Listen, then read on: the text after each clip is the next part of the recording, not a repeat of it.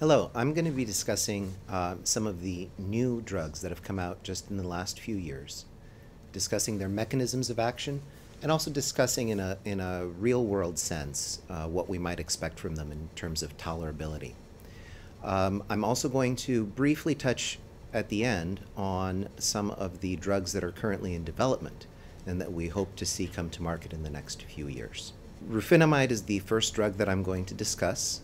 This is a drug that became available in the United States in 2008. It's approved for children and adults with Lennox-Gastaut syndrome, and while it appeared to work in a variety of seizure types in their pivotal trials, it worked best and has been specifically approved for tonic-atonic seizures, or so-called drop seizures.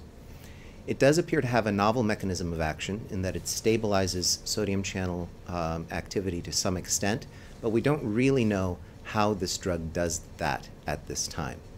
As you can see from the first two lines in this table, when rufinamide was added to these patients, it did substantially reduce the total seizure frequency and the tonic-atonic seizure frequency over a 28-day period.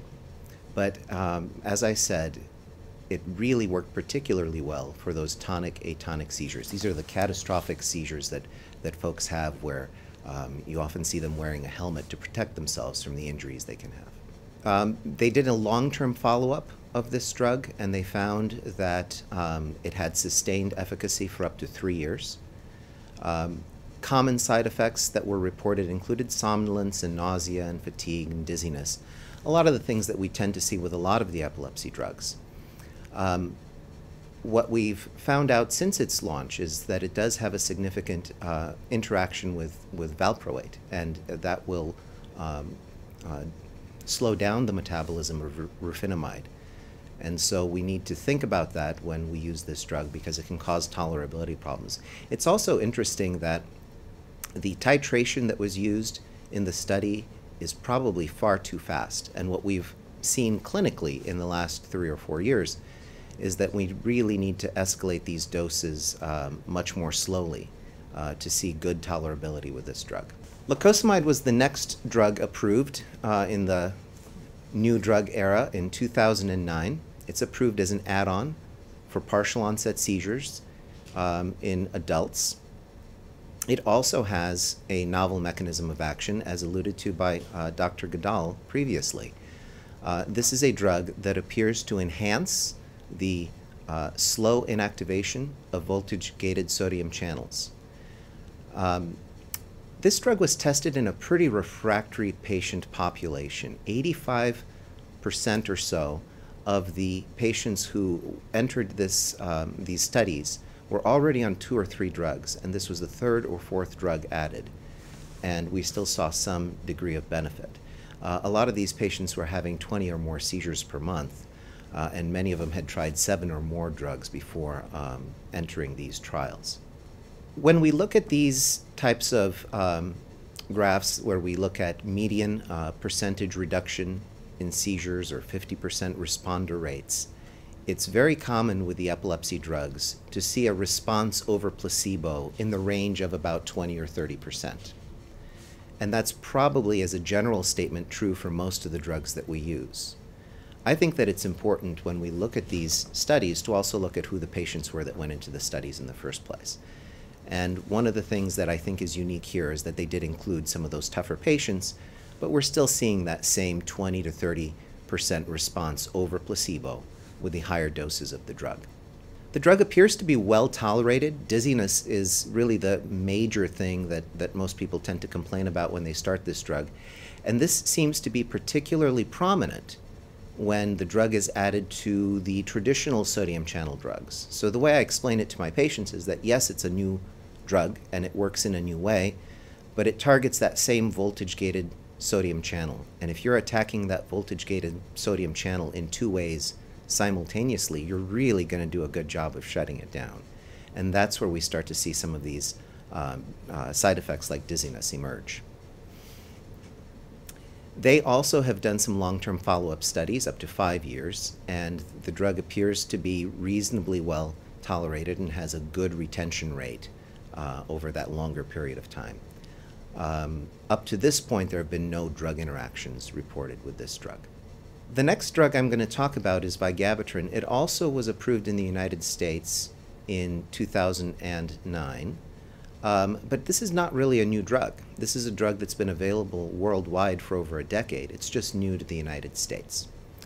It's been approved for catastrophic epilepsy, infantile spasms in babies, and also for adults with partial onset seizures that have not really responded to a number of other therapies. It also appears to exert a relatively novel mechanism of action. It binds irreversibly to GABA transaminase, which is an enzyme that helps to break down GABA in the brain. So when this drug is introduced, the GABA levels in the brain go up dramatically, and they stay that way for as long as the patient is on the drug. When the drug is stopped, it takes several days for the brain to replenish its supply of GABA transaminase. Again, looking at their outcomes data from their pivotal trials, what was found was that there's not really a dose response with this drug like we see with the traditional anti-epileptic drugs. And that really makes sense if you think about it from the context of how the drug works. So the 3 gram per day dose, which you can see in both tables here for study 1 and study 2, this is a dose that seemed to work well. The 1 gram dose didn't make much of a difference, and patients did not see any substantial benefit from going up to 6 grams from 3 grams. So it seems that this is a drug that has one target dose, and it'll either work or not work for that patient. This is important because of the vision issue. This drug has one very potentially serious side effect.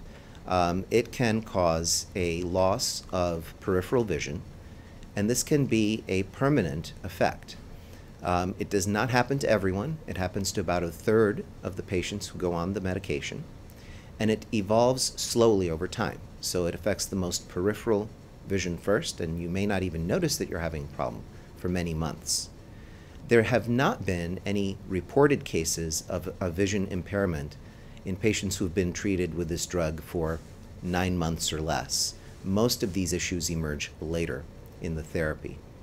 For this reason, the drug has been approved with a requirement that the vision be tested on a quarterly basis, every 3 months. And that vision data has to be submitted to a central pharmacy, and we have to document that we have checked to make sure the vision's okay before we can continue with the therapy. The important thing to recognize is that it shouldn't really take us 8 or 9 months to figure out whether or not the drug works. So it's reasonable to try, and if it doesn't work, to abandon it. And the folks that we really need to be vigilant about the vision issue with are the folks for whom the drug has provided a substantial benefit. Apart from this vision issue, the drug appears to be reasonably well tolerated with some of the usual central nervous system side effects, but not to as great as an extent as some of the other medications that we use.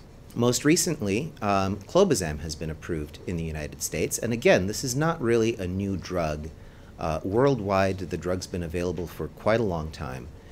It's available in over 100 countries, but it is new to the United States. And again, this is a drug that has been tested specifically for adults and children with the Lennox-Gastaut syndrome, and they specifically were looking for those tonic, atonic drop seizures and how this drug helped with that particular very dangerous seizure type.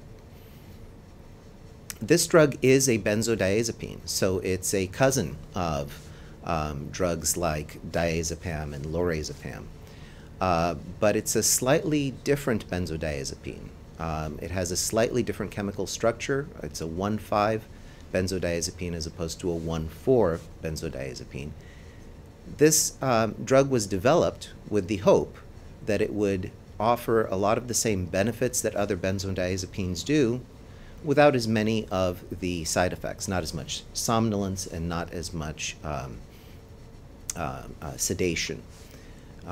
And this appears to be the case based on worldwide experience. So again, this is the data from their pivotal trial, specifically looking at the drop seizures. And I think that what catches the eye here is that there's a fairly dramatic response over placebo. And remember, this is a drop seizure population. So these are pretty tough to treat seizures that generally don't respond well to most of the medications that we have available. So this is a drug that worldwide is used for a variety of seizure types, but is specifically approved for drop seizures here in the United States. We have every reason to believe that it would work for other seizure types in the United States, however, just as it does worldwide. The side effect profile of this drug is, again, the typical central nervous system side effects. I tell my patients it's the 7 dwarfs: sleepy, dopey, dizzy. And these side effects are perhaps not quite as prominent here as they are with some of the other benzodiazepines. Obviously, one needs to watch for sedation when combining this drug with other benzodiazepines. So we very commonly use drugs like diazepam or lorazepam for seizure rescue for people who have seizure clusters. And if they're already on clobazam when those rescues are used, we could run into some sedation issues. The next drug that I'm going to discuss is really quite a new drug, and it's not available yet in the United States. It has been approved. Worldwide, it's known as retigabine. In the United States, it goes by the name ezogabine. And it's been approved for, again, adults with partial onset seizures that have not responded to current therapy. Again, this is a drug with a novel mechanism of action. In this case, this is a drug that is a potassium channel opener. And when potassium channels are open, that helps to stabilize neuronal membranes, reduces the chance of action potential propagation. Potassium channels are important in creating that hyperpolarization that Dr. Goodall has discussed. One of the things that's interesting about this drug is that it has had a good effect in a broad range of animal models of epilepsy. So we have reason to believe that it's going to work in a broad range of seizure types in humans as well, but currently it's only approved for partial onset seizures. And so again, looking at their pivotal trial data, we see a dose response, and the maximal doses have a response over placebo in the range of 20 to 30%, pretty much on par with what we've seen for most of our epilepsy drugs over the years, but perhaps in a slightly more refractory population. The most common side effects reported with this drug, again, are the 7 dwarfs. There's fatigue and somnolence and confusion and dizziness.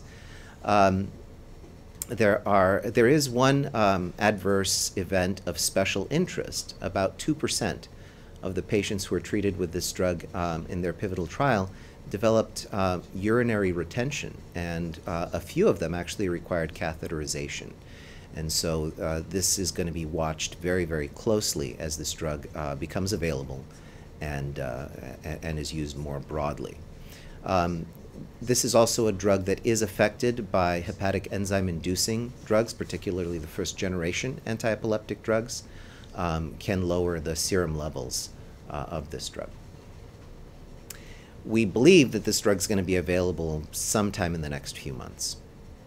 On the horizon, we have a number of other drugs that also have relatively specific mechanisms of action, in some cases novel mechanisms of action. Eslicarbazepine is chemically related to carbamazepine and oxcarbazepine, but seems to have a slightly cleaner effect and maybe slightly better tolerated than those agents. It's being dosed once daily. And is already available in Europe and is being studied here in the United States. Brivaracetam is a chemically related to levetiracetam, and it has that same SV2A binding mechanism of action that Dr. Goodall discussed regarding levetiracetam, but it binds at that site with higher affinity, and so we think it may be a more potent agent. Perampanel is another drug that's currently in development, and again has a relatively specific mechanism of action. This drug targets glutamatergic AMPA receptors and is an AMPA receptor blocker. Again, from its mechanism, one would predict that it might be suitable for a variety of seizure types, but early studies are again focusing on the partial onset seizures. Ganaxolone is a synthetic neurosteroid analog. It's similar to progesterone and may work by enhancing GABA activity.